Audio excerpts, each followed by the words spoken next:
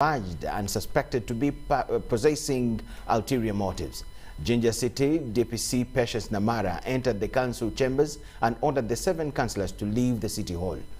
The warring parties of councillors all had objections to raise on the subject matter.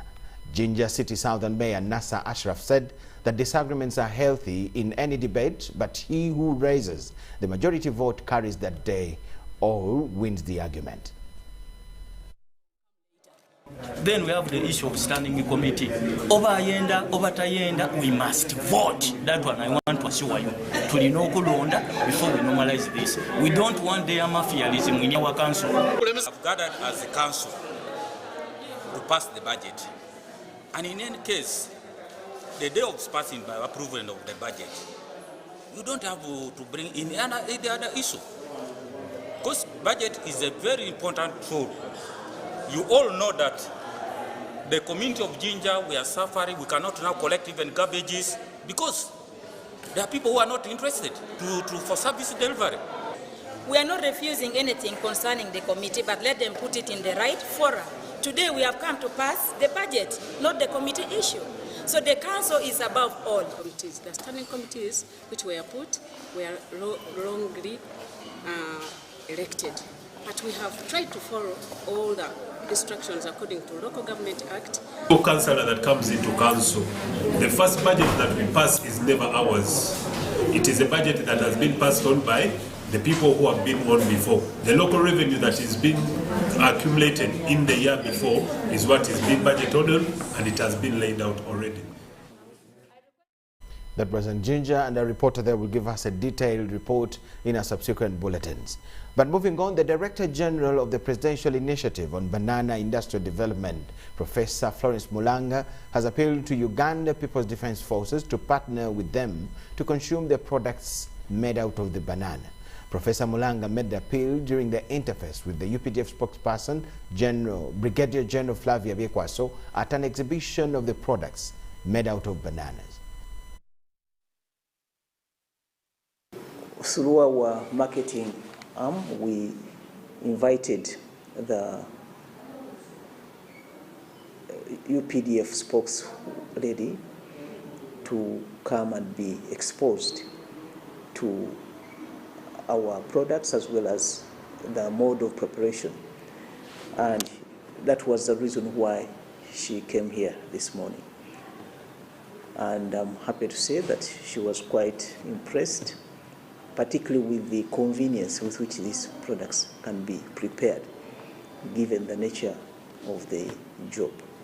We are positioning our products both as porridges, which would be a breakfast ration, as well as a meal. Actually, I've tested. I'm going to take the information to my bosses, and from here we are actually arranging a meeting with the CDF, such that the team from here, led by the professor, can go and make a formal presentation to him.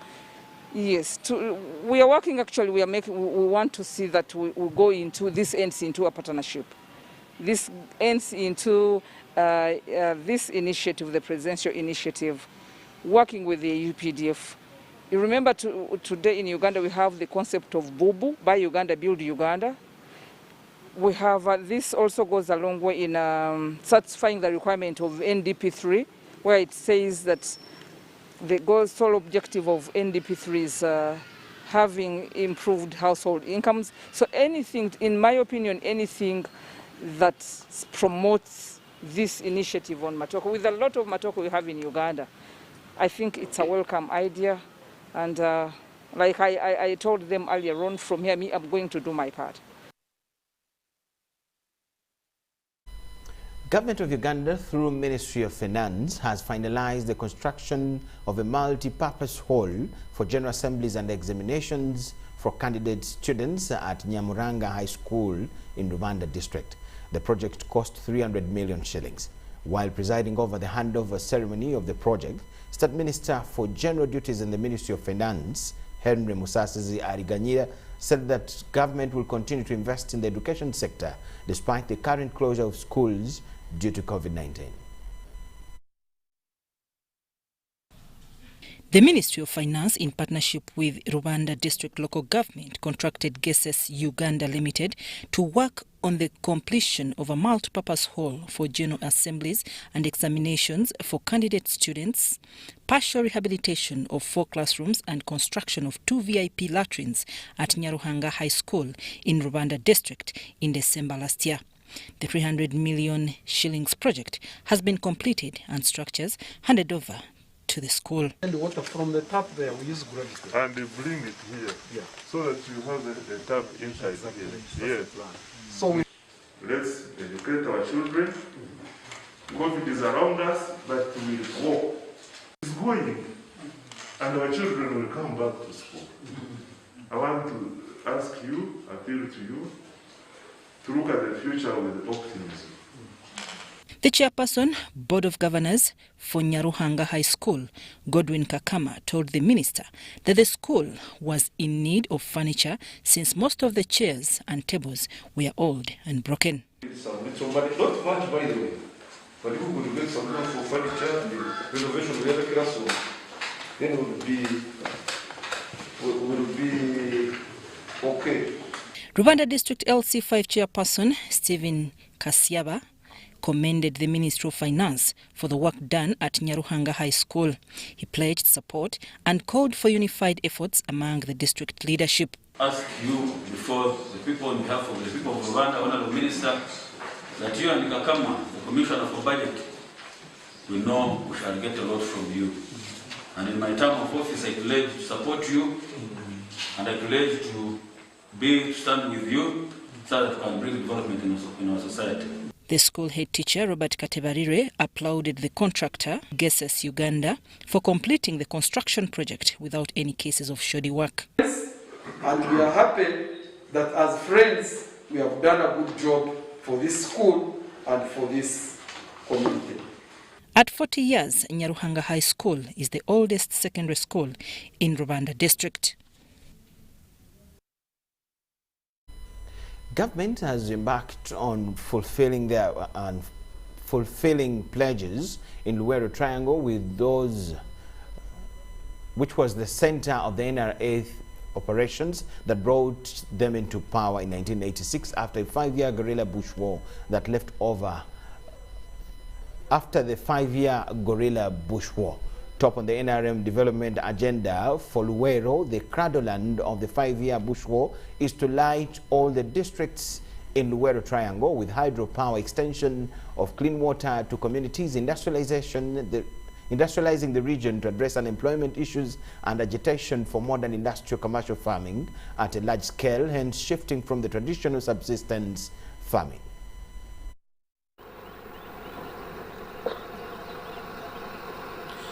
At the helm of the 1981-86 Bush War that brought the ruling NRM government to power in 1986, the leadership of the rebel outfit then promised development and rehabilitation of Luweero Triangle that was the fulcrum of a successful revolution after the war.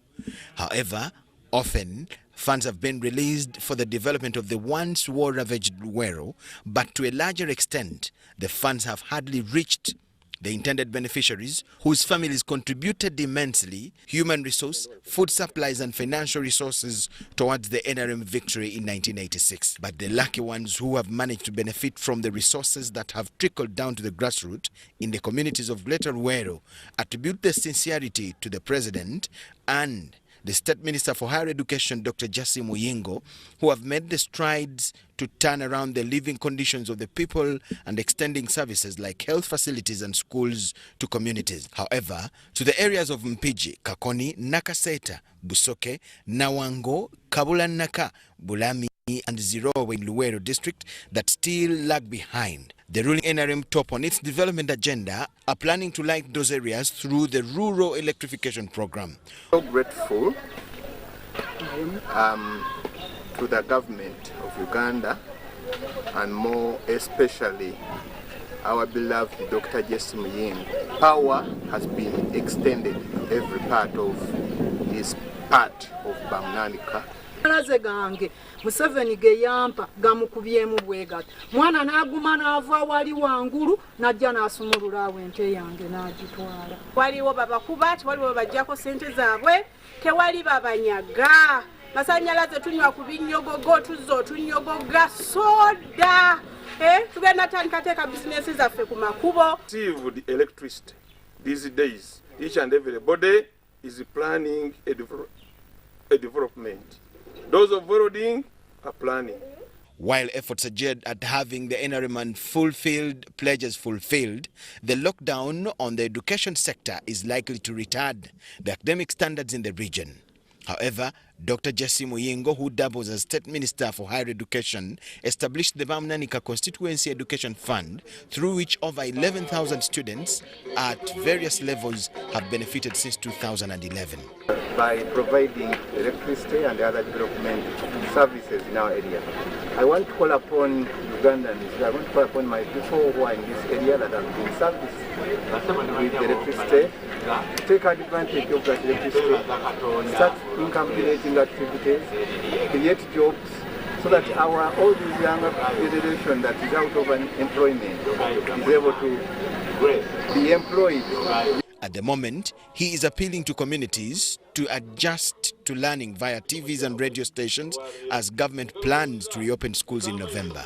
Dr. Muyingo is opposed to the idea of parents sending their children to study in homes of teachers. Report compiled by Salongo Kasibante Fred for UBC TV News. Leaders in the Molata district are concerned about the health service access in their district. The district has a growing number of challenges with health service accessibility, ranging from limited health facilities, where out of 16 sub-counties in the whole district, only 6 have a health center, 3, while 10 do not have provision for maternal health services as required by the government policy. 3 sub-counties of Naloboyo, Achi and Etamare are also cut off by floods, disconnecting several communities from access to health services. Eddie Olwa is in that area, and he has this in detail.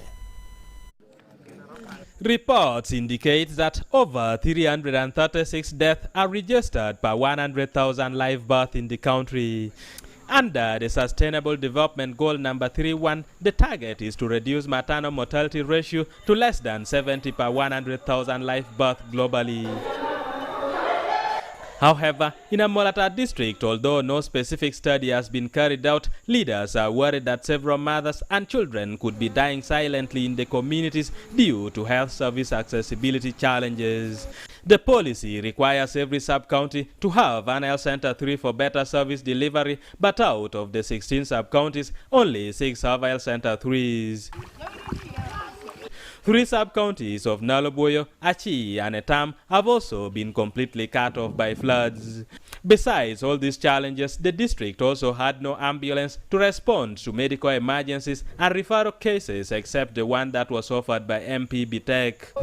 Molata district is one of the hard-to-reach districts, and one of the challenges we are facing is accessibility, especially in the area of referrals.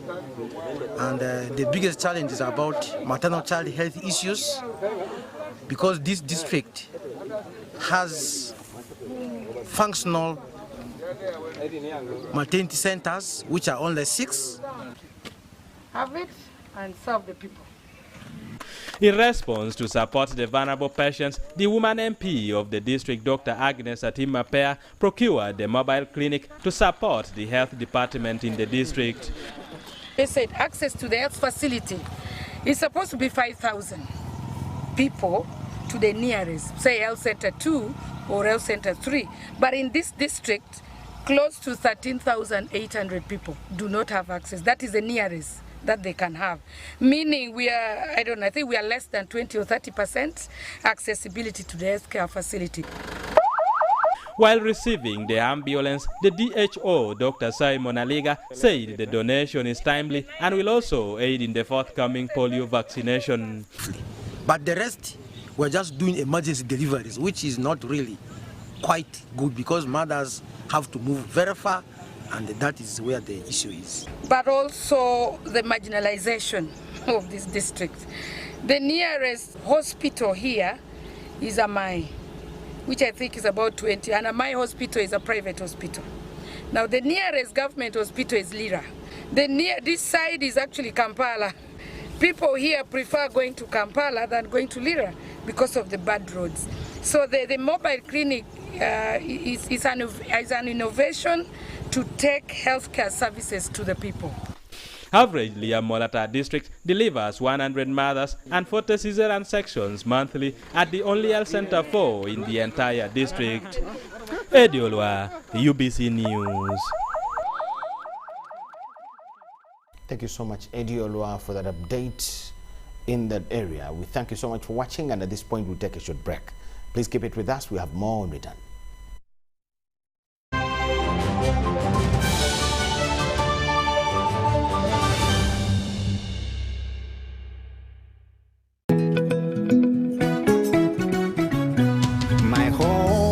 I smile when I think of you, Uganda, my home. My home, I dance when I look at you, Uganda, my home. Oh, my Uganda. I know, with you I'll always stay forever. I know, because I feel that we belong together, my home.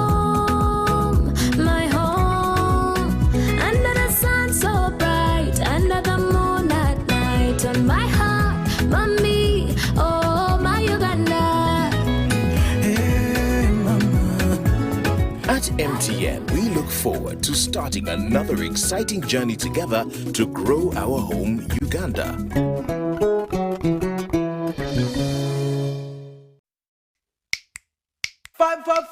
Five times the winning, yeah. 5 times the happiness, yeah.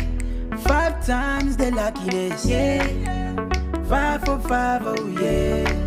It's 5 for 5. 5 for 5. 5 times the money, yeah. 5 times the shopping, yeah. 5 times the prizes, yeah. 5 for 5, oh yeah.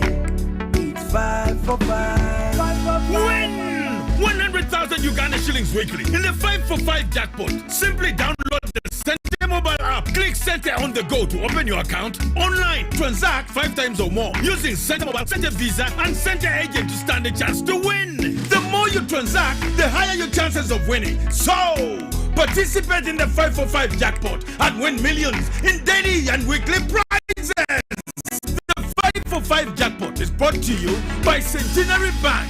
Our bank. Centenary Bank is regulated by the Bank of Uganda. Customer deposits are protected by the Deposit Protection Fund. You know, you could just buy a new smartphone from anywhere in Uganda. Dial *175 *94# to activate their 100% double data bonus offer on weekly or monthly bundles for 3 months. Better yet, you automatically receive free 1 GB valid for 30 days. You are hooked already, aren't you?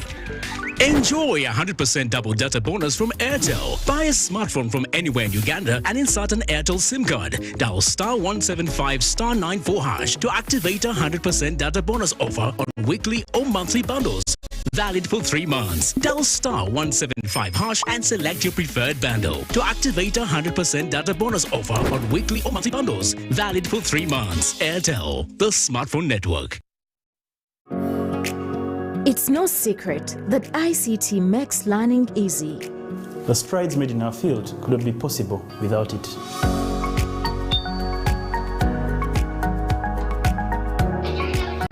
And now we can watch our favorite show. My radio is my best friend. UCC provides an enabling regulatory environment and policy guidance for healthy competition. We also facilitate ease of doing business in the communications sector through licensing, standardization, spectrum management, tariff regulation, rural communication development, and consumer empowerment. An informed consumer is an empowered consumer. UCC supports local content and innovations. Driving the development of a robust communication sector in Uganda is Uganda Communications Commission.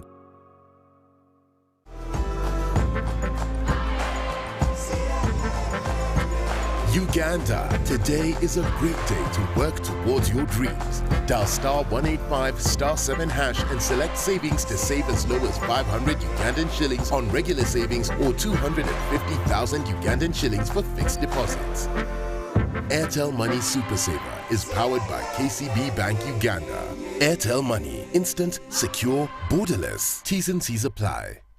Echa COVID-19 kijja kuggwa only if we stay at home, observe physical distancing, wear masks properly, sanitize or wash our hands with soap and water regularly, or get vaccinated now.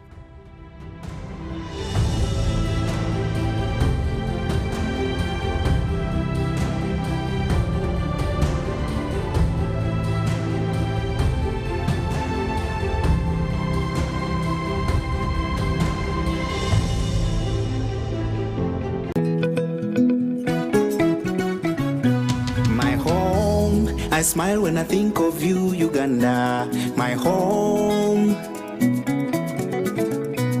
My home, I dance when I look at you, Uganda, my home. Oh, my Uganda. I know with you I'll always stay forever. I know, because I feel that we belong together. My home.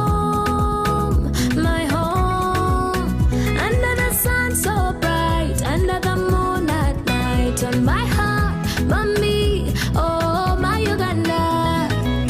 Hey, mama. At MTN, we look forward to starting another exciting journey together to grow our home, Uganda.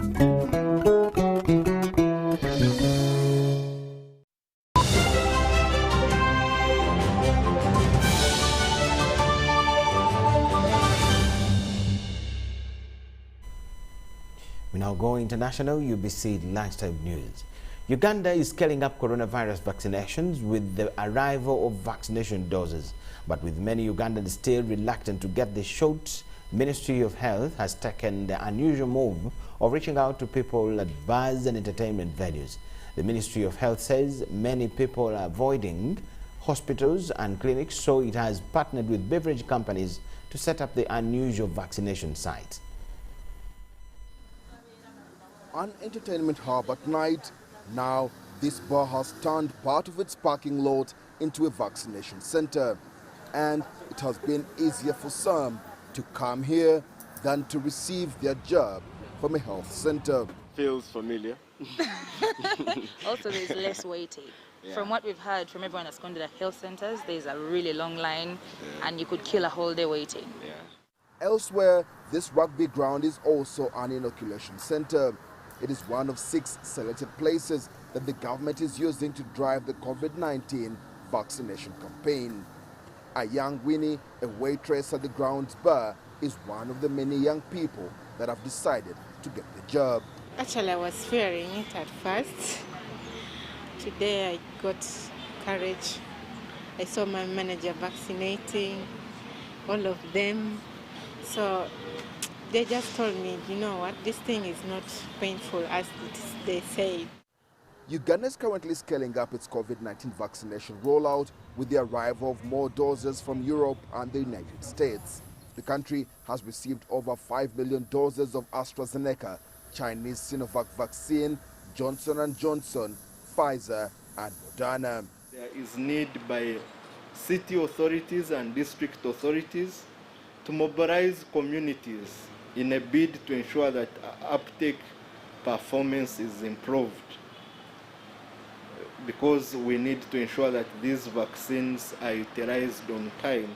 Health officials are hopeful that taking the vaccination to some entertainment centers will take away the skepticism around the COVID-19 vaccines. And with more people responding to the call, the country could hit its target of vaccinating at least half the population by next year.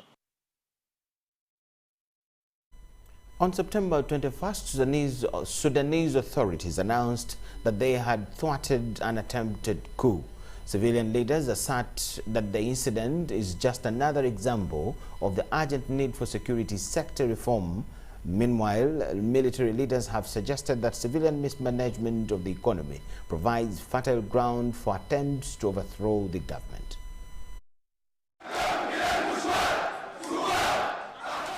It's the latest development in a growing political crisis in Sudan. The withdrawal of troops has prompted civilian leaders to call on the pro-democracy protesters to guard the committee building. Thousands responded on Sunday and rallied in the streets of Khartoum, calling on the military to hand over power to the civilians. The street is awakened, the eyes are open and never slept. We'll respond in a minute as a fence for democracy. We want a civilian rule. We want punishment and justice for the killed and missing people. What the military generals are doing is against the December revolution goals. It's a real relapse for the democratic change and the civilian rule, besides an obvious breaching of the signed agreements. Last week, the transitional rulers traded accusations over a failed coup attempt. The military generals have accused their civilian counterparts of neglecting their missions and paving the way for coups. In the latest escalation, the deputy chief of the Sovereign Council said civilian officials have threatened the generals with the protests. Everyone should protect the revolution. What I'm saying now is something I told them in the meetings. They were all in attendance. I told them that they can't threaten us with street protests. We also have a street to march for us. A member of the Sovereign Council, who is also a member of the removal of the Empowerment Committee, said the government will carry out its mandate for change. We will defend our government, our people and our democratic change to the last drop of blood. If anything threatened the democratic change, we will fill the streets and lead it due to our responsibility. We won't disappear, won't sit back. We don't fear anyone and nobody can bid on us. A power-sharing agreement was signed in August 2019 between the military generals and the civilians, after mass demonstrations ended the long-time rule of Omar al-Bashir. According to the agreement, only 13 months are left before the elections. However, although the planned period of military rule for Sudan has already ended, power is yet to be transferred to the civilian rulers.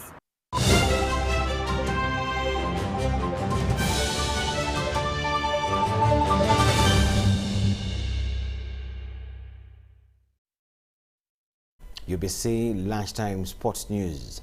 UEFA has dropped its legal case against Barcelona, Juventus and Real Madrid over their roles in initiating the controversial European Super League project, which has threatened to dramatically upend the football landscape.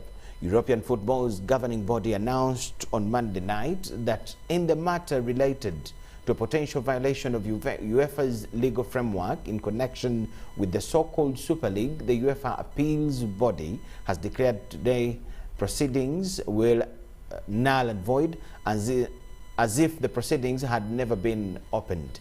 The move comes after a Spanish court ruled that UEFA should not punish the 3 clubs that remain committed to the doomed project. UEFA added that the other 9 clubs involved in the attempted breakaway, Arsenal, Chelsea, Liverpool, Manchester City, Manchester United, Tottenham Hotspur, Atletico Madrid, AC Milan and Inter Milan, will not need to pay the fines imposed on them for trying to set up the Super League. Earlier in the day, Liverpool denied any suggestion that their US owners were privately sympathetic to the breakaway league. The stance was echoed by Liverpool's arch-rivals Manchester United, who said, "Our position as announced previously has not changed. We shall not be participating in the European Super League." The process for dissolving the European Super League entity is impacted by ongoing litigation in Spain. We are not involved in the litigation and therefore it would be inappropriate to comment. And that way we come to the end of today's UBC Lunchtime News. Thank you so much for watching. More news will come your way in Kiswahili, Luganda, and Roda Ngozi will sum it up in English. Thank you so much for watching. My name is Michael Jordan Lukomwa. Enjoy the rest of the day. Bye-bye.